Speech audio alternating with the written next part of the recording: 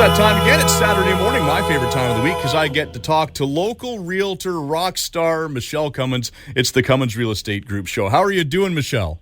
Happy 19th of March to you, Curtis. I'm great. How are you doing? I'm doing great. And of course, you being an actress, beware the Ides of March. But we're already past the Ides of March, aren't we? Oh, yeah. Is that the first time we've ever had Shakespeare on here? I don't know. I think once before we might have tried. Yeah. Okay. I think you're the one who brought it up. You Shakespearean actor. You know what? Talking about acting and Shakespeare and just the level of art. You and your family are full of art. And I have in front of me a cool magazine. It's called Mountain Neighbors. And you are on the cover, you and your family, and there is an awesome article about you and your family inside. Yeah, that was kind of cool. I mean, I never thought I'd see our faces on print unless it was a wanted poster, but it was kind of cool to, we moved into that new neighborhood a year ago, and there's this local, magazine for that area of Abbotsford around Glen Mountain and Eagle Mountain and Sumas Mountain, and it's called Mountain Neighbors, obviously, and through a friend of a friend of a friend, they found out we moved there and asked if we'd be in it. It is so awesome, and I just. Can I read from it? You can. I mean, I'm sure it's riveting to other folks, but no, actually, Gwen did a great job of taking the questionnaire I filled out in the little interview she did with me and actually made it sound cool. It is so cool. And okay, I just want to read some of it because, not everyone gets this magazine. It's niche to the neighborhood, to the Mountain Neighbors. But it says, for Curtis and Kelly, their story plays like a symphony or a long-playing album. They met 28 years ago when they both worked at Richmond Center. You might say their long-term romance was charged by food, as Curtis worked at Batteries Included and Kelly worked at Cinnabon. Curtis just had to speak with the girl with beautiful blue eyes and matching smiles. 22 years later, this July, their song is still being sung with 3 teenagers added to the chorus. I love that. Kelly went to Quantum College for her early childhood education program. She loves working with children, and her warm and patient manner makes her the wonderful preschool teacher that she is.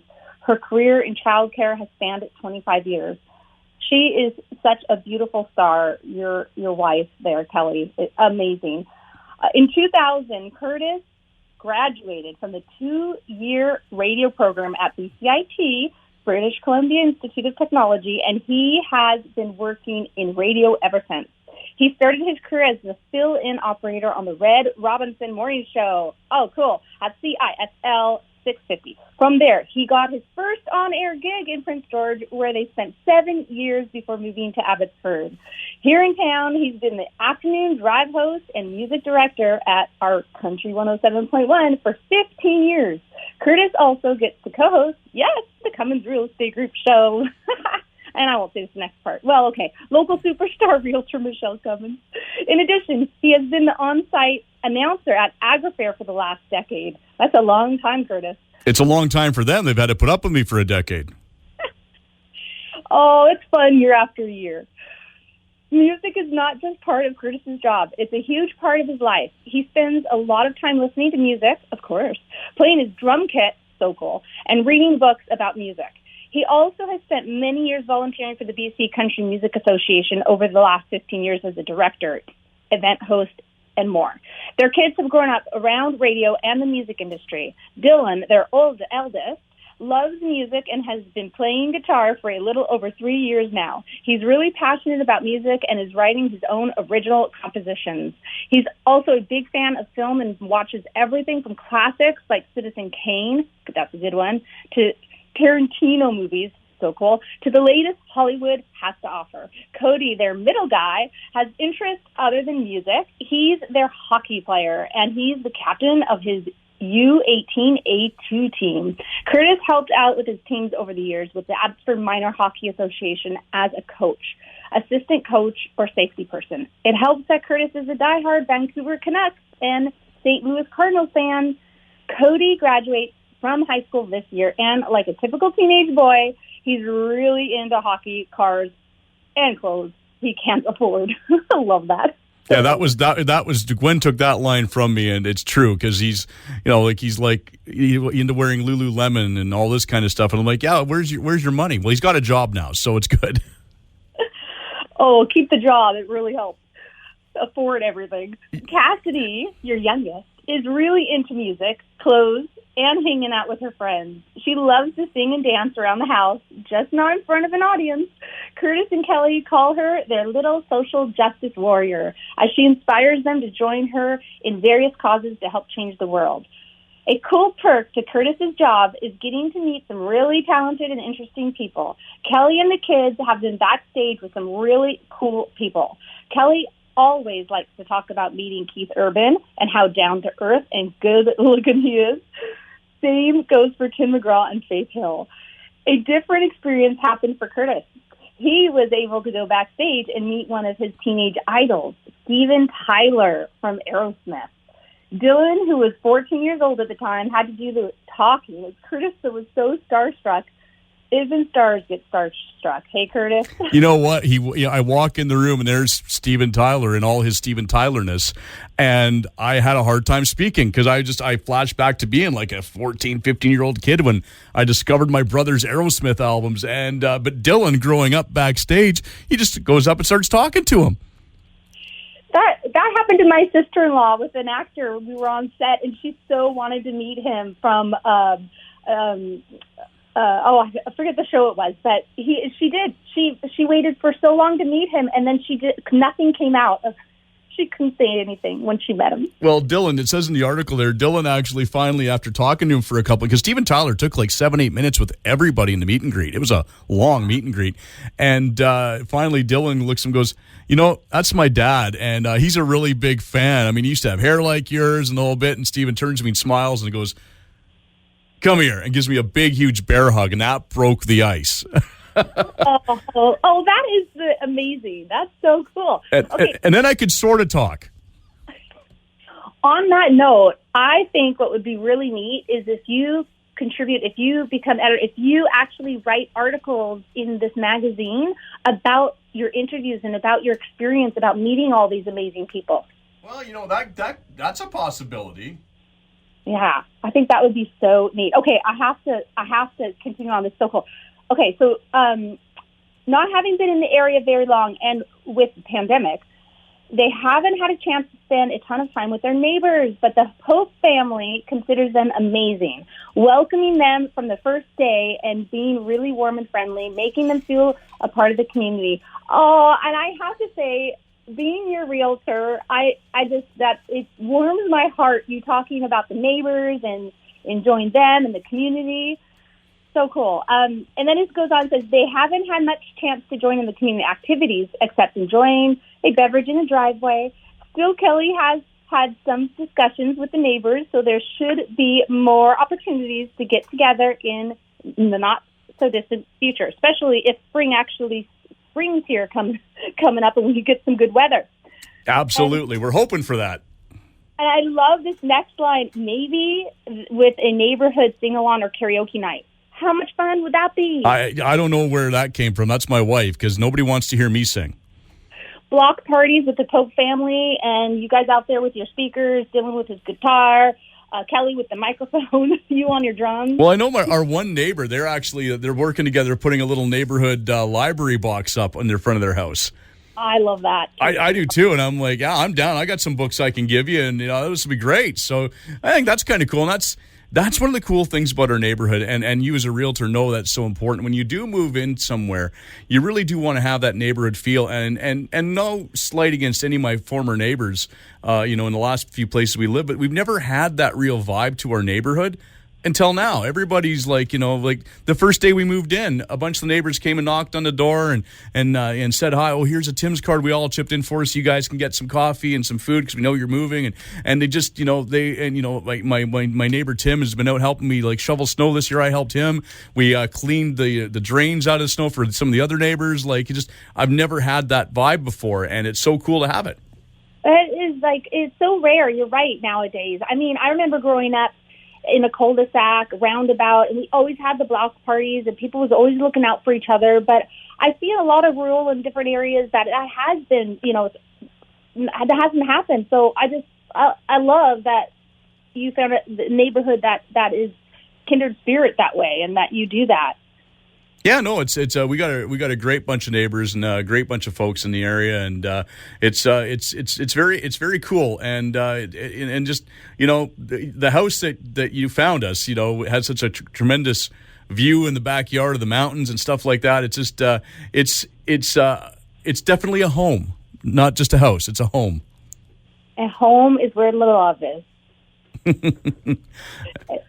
And then it goes on and it mentions that you like traveling. So exciting. What's the next travel you guys are planning on doing? Me and Kelly have been discussing, now that the kids are older, we've always wanted to go, we're waiting for the world to calm down a little bit, but we've always wanted to go to Italy. Oh, beautiful. Yeah. Oh, my God. Yeah. So I think we might, that might be the next big trip, although we've also contemplated, because they've never been, and we've been a few times, is grabbing the kids and taking them down to somewhere in the Caribbean. Maybe it's the Mayan Riviera, maybe it's Turks and Caicos or Jamaica or whatever. We've talked about sending, taking the whole family on a nice tropical vacation, because we did that a couple years ago. We went with the big family. We went to Hawaii, but we've talked about maybe taking the immediate family down to Mexico or somewhere in the Caribbean. Have you ever done the Disney cruise? No, I've never done a cruise.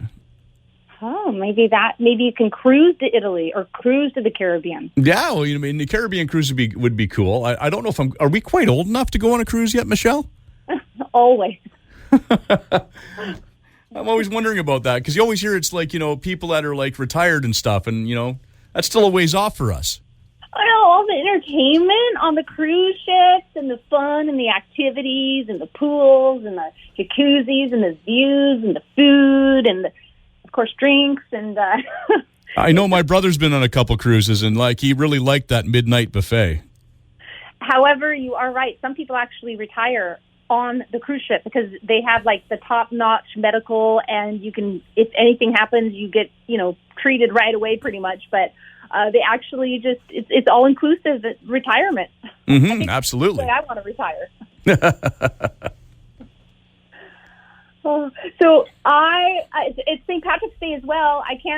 I don't know what you did yesterday, but did you have green beer at least? I didn't have any green beer, but I did have a beverage or two. We had some friends and family over for a little party, because my wife is very Irish, and she went that St. Paddy's Day is practically Christmas for her.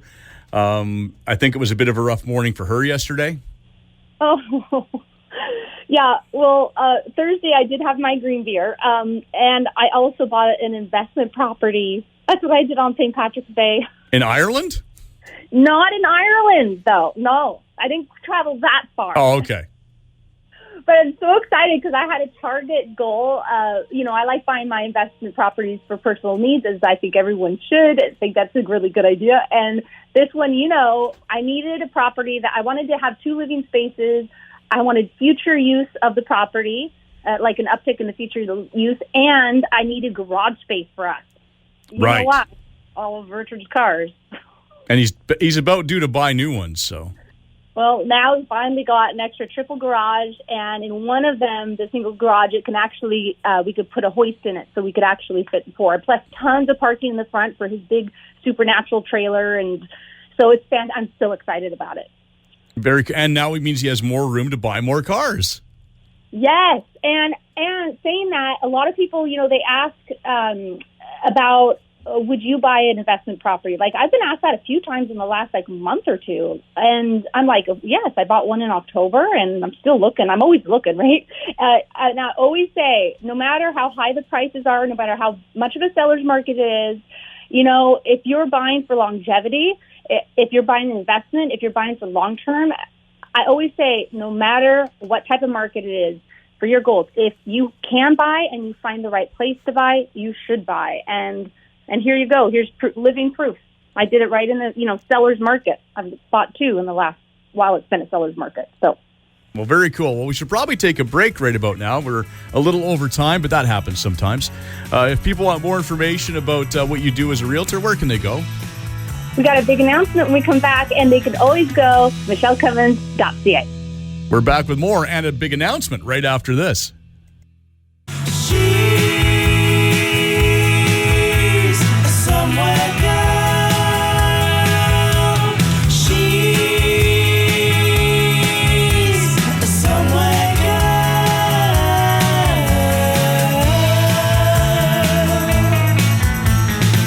And we are back with segment number 2 of the Cummins Real Estate Group Show with Michele Cummins and myself, Curtis Pope. Now, you teased a big announcement, Michele. So what is this legendary announcement you're about to make? It's spring. That's true. Well, not quite. Well, it's spring break. There we go. Because isn't tomorrow spring? When's the actual day it changes? You know what? Any day it's partly sunny. Any day it's partly sunny. So we had people hanging on, waiting for that big announcement, and we were just telling them it's spring. Well, because that brings us into this segment, because we're going to talk about spring cleansing. Okay. So there we go. And there we go. That's a good segue, because spring cleaning is a good thing. We had the in-laws out the other day, so my wife made sure we cleaned the house from stem to stern. And the crevices of the window seals and inside, spring clean. I never really look forward to it, but it's something that's necessary.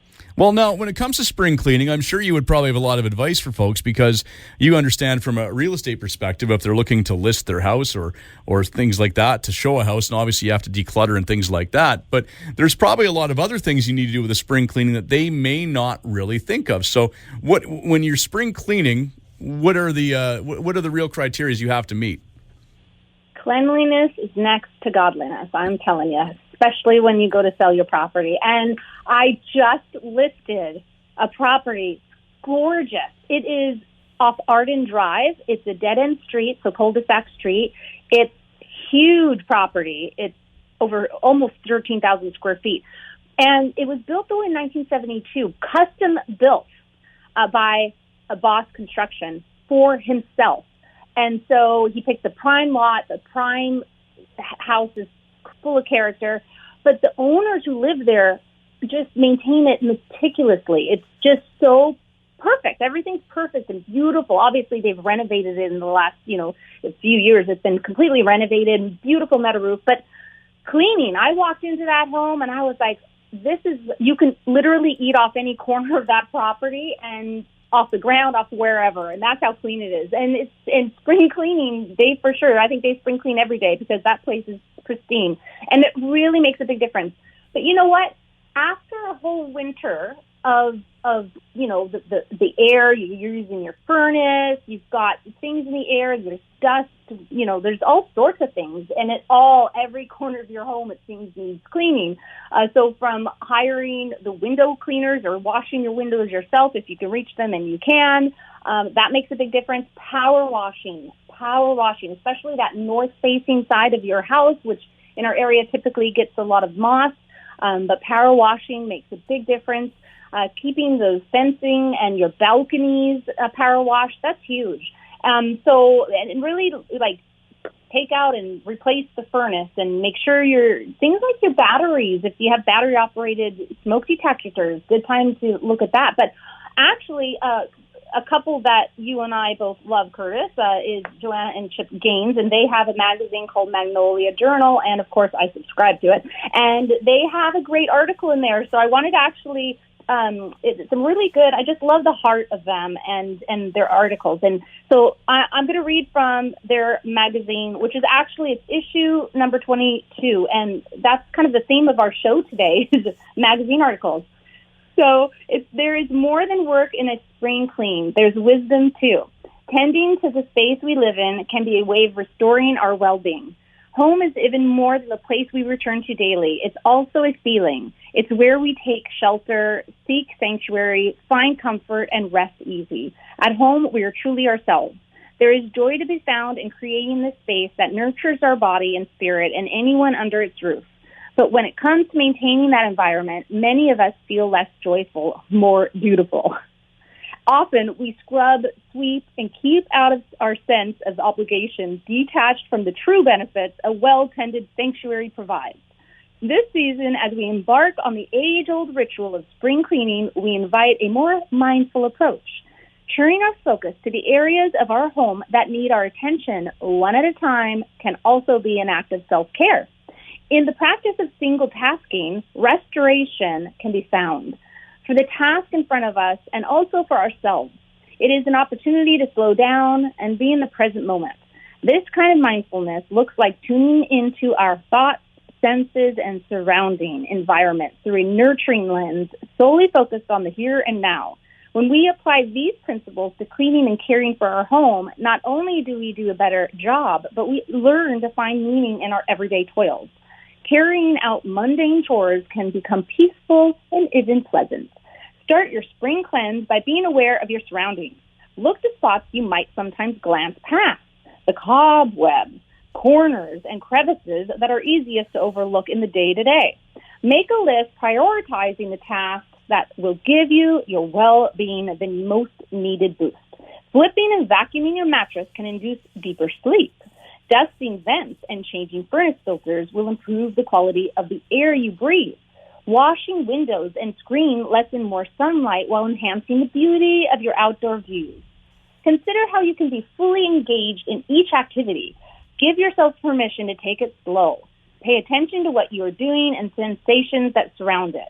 If you're hand washing your throw pillows, note the temperature of the water on your hands, the smell and the feel of the soap bubbles, the repetitive motion of dunking and wringing. Think about all you have to be grateful for. Those pillows cradle our family's weary heads as we relax into our couch after a long day. How lucky are we to have these fluffy pillows, this comfy couch, our family, and this sanctuary, a safe haven, our home. Isn't that a beautiful just way of putting it? It's like so like Shakespearean to me. Yeah, well, it is almost, and I like how it kind of equates that it's not just a throw pillow; it's something that you use to, relax and take the pressure off and leave whatever else is behind you that you went through that day. So it's a pillow is more than a pillow. Yeah, and who wrote this article? It's a story by Michele with 2 L's, not one like me, but Michele Sassa, and it's written so beautifully And she goes into saying, like, when a task is complete, resist the temptation to rush off to the next. Take a moment to appreciate the outcome of your efforts, savoring the positive feelings that come when calm and cleanliness are restored. Like the object of our attention, we too are made whole again. And, I mean, some people may go, oh, that's kind of cheesy. You're just cleaning your house. But when you really look at it, it actually helps you get the job done. And too many times I'm guilty of this. I just go to get to the end goal, and I'll just rush through it. But it does make sense to really think about what you're doing and being very specific about it and intentional. That's my word this year. I'm really using that word for everything. I'm trying to, at least, is being very intentional with my relationships, intentional with my moments in the day, intentional with what I'm doing. And it's been making a big difference. And this article is very intentional, too, with, how you're cleaning and the steps to do it in the most positive way. Mm-hmm, absolutely. I mean, it goes on, but it mentions like the getting into the right headspace. So preparing for a successful one and setting the tone, like turn on all the lights to keep things bright as you finish a room, maybe move to the next. Perhaps you could turn off the lights as a visual cue that your work is done in that room. Like there's all sorts of different ways of like doing it to make it fun. And so it's a really great article. I don't think you can actually read this magazine online. You actually have to subscribe to it, but every magazine has amazingness in it. And it says, look at the big picture and make a plan. And then it goes into like going room by room or take it task by task, depending on how you want to do your cleaning strategy. And then identify how much time is available, if you want to do all at once or a little at a time, and all the items that you'll need to make it successful. And because I don't like spring cleaning myself, but I used to be a house cleaner. I used to own a cleaning company, and I loved it, doing it as a business. I loved it. But maybe that's me because it was my business and I loved it. But and I did feel good after. I always do, though. You feel good after because you're like, wow, it feels so good, But now I have hired a cleaner for my house, so I don't clean my own house. Well, you got a musician there. I mean, I know he gets up later in the day. What else has he got to do around the house? Well, he does dishes and he cleans. And he cooks. He cooks, I mean. Yes. Okay. Well, all right. Well, we'll let him go then. We won't get on him too bad about that. He's not cleaning. Yeah, exactly. But the studio is probably spotless. No, actually, it's like my office. My office is a mess, but it's an organized mess. His studio is a mess, but I'm sure it's organized. I'm not sure, but I'm sure. And you know what? That's what happens when you get a lot done. When you're busy, that's the mark of a messy office. It means you're busy. Mm-hmm. The other announcement, I do have another one. Actually, we did announce it last show, but wanted to remind everyone that on April 13th, the Bank of Canada is going to raise the rates again by 0.25%. So if you're not pre-approved as a buyer, get pre-approved before April 13th so that you could be ready to buy. And last month we had, or the beginning of this month, I should say, we had a buyer seminar, and it was fantastic. We're going to have another one in a few months, actually, for first-time home buyers. But next month, save the date, from 7 to 8 p.m. on April 14th, which is a Thursday, we're going to have a sellers seminar. And we're going to have a seminar every month on the same second Thursday of the month. And it's going to be evening, so the kids can go to bed, or you can be done with work, and you can just kind of focus for a half hour to an hour. And we always have prizes for those who come. And it's via Zoom, so you be in your pajamas, doesn't matter. And it's May. In May, we're going to have our investors seminar. So I know I chatted a little bit about investments earlier on the show, but I wanted to mention that. So keep an eye on that. And I have a lot of good, reliable realtor referrals in other areas. I've been asked so much these past, it seems more so than ever. People are actually moving out of the Lower Mainland and, cashing their equity out of their properties and heading to Alberta, heading to Salem, Oregon, heading to Kamloops, Kelowna, Calgary. I've had so many, islands, lots on the island. So if you need a realtor in another area and you don't have one, I have very reliable referrals I can give you that I have vetted. I know them personally. So I'm happy to help you, and not just in Canada and the U.S., but even abroad. I've actually gained really good network of relationships with realtors in the area. So just wanted to say that. And talking about my new listings, okay, we're on that section, and I talked a little bit about this brand new listing that just hit the market off Arden Drive. The address is 34769 Arden Drive. Great address, and it's almost 13,000 square feet. It is gorgeous. It's got evergreens. It's complete private backyard, huge backyard, fully fenced. It's got an oversized double garage that has heated floors. And then in the back, it's got this kind of dog area for your dog that they can get out to the backyard and come into their section of the garage. So if you're gone during the day, working or whatnot, the dog can enjoy the outdoors and still be indoors. And it's a fantastic 4-level split home. And as mentioned, it's 1972 built, but they have renovated it. So pretty much it's like a 3-year new metal roof. And it's got a newer hot water tank and updated everything. And the laundry room is fantastic. And it's got two full bathrooms upstairs, 3 bedrooms upstairs. And on the main or second level, it's got a full other bathroom plus an office that could be a bedroom, family room. There's a gas fireplace. The downstairs is bottom level basement is perfect for either if you're a school teacher, like you teach your kids at home for homeschool. It's got this great big chalkboard on the side, but it's their rec room, and they've got it all wired for sound, and there's a big TV on the wall. That can all stay. Then in the back of that room, all you need is one drywall wall and a door, and it could be a 5th bedroom if you wanted to. The size of the house is over 2,500 square feet. And there's so much to say about this home. It's really nice. And as I said, it's like the cleanest home I've been in. I think I can say that isn't brand new, but it's like a brand new home. That's how clean it is. So come out and have a look at it next Sunday. I'm going to host an open house from 2 to 4. So not this weekend, because it's just going live. But next Sunday, I'm having an open house. So, yeah, come enjoy it. The price of it is just under $1.5 million. And then I've got a new listing in Mission, because that one's in East Abbotsford. By the way, it's by Sandy Hill School, which is a French immersion school, and Abbotsford Christian School. It's got parks around it. It's by Bateman School. You could actually walk to all those schools from that location. Okay, so this one in Mission is off Miller Crescent, and it is an almost 9,000 square foot lot, a 3-bedroom, 3-bathroom, built in 1994, and it's got a suite, and it's almost 2,300 square feet. It's got a double garage, great neighborhood, and it is priced at $1,250,000, just under that. So there's the 2 new listings, and then, of course, Ledgeview Row Homes. Okay, this is another big announcement. We have just released these row homes, and they're in East Abbotsford. Ledgeview Trails is right adjacent to it, and so is Ledgeview Tree Farm and government land, and you can walk to the country club. The prices are $1.3 million for an inside unit, which is a large, like 2,500 square feet, and it's got full walkout basement. You could put an in-law suite in there or whatnot. The whole thing is finished, and it is. We are doing this huge incentive because they're brand new. There's 9 released. We've sold 1.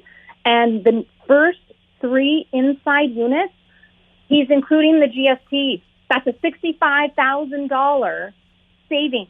It's the first 3 inside units that sell. So don't wait. If you want a home, it's going to be completed, built in 2023.